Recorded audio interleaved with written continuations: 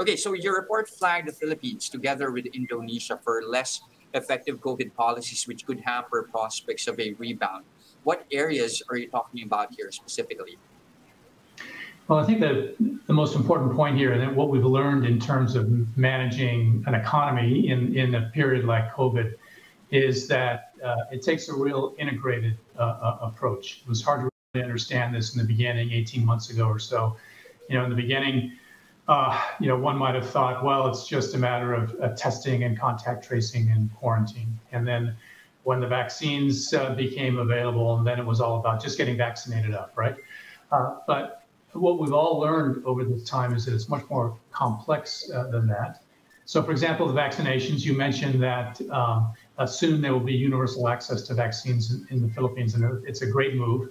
And countries that managed to get ample supply early and do universal vaccination have benefited in terms of getting the vaccination rate up, and it seems to have an impact on both how quickly the virus can transmit and how serious people get sick.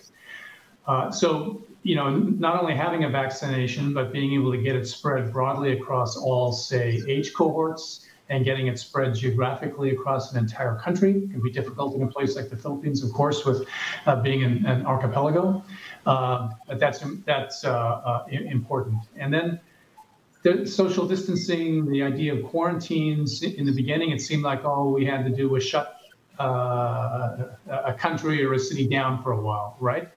But that was extremely painful last year for the entire global economy. And there have been many lessons learned in terms of how to do sort of selective social distancing, how it's called in the Philippines now, granular quarantines or granular lockdowns.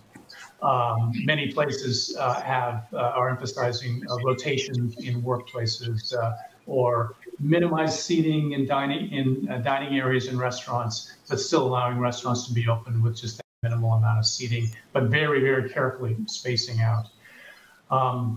So the idea of doing many things in an integrated way, planning it together, is very, very important. Okay. Now, also in terms of the risk spectrum, the Philippines somehow spared from the bottom 5 here, but not far behind still. What spared us from that inclusion in the more high-risk group? Well, the one thing is that now at least the vaccination rate is getting up. It's about, my understanding, it's about 11% now of the population is fully vaccinated now. That's well above some other countries. If you look even at places like, say, Korea, they're down at still at 2-3%. And that was a very, very important component. And in fact, I assigned a higher weighting to the vaccination rate than I did to other factors. But the fact that the number of cases is still high and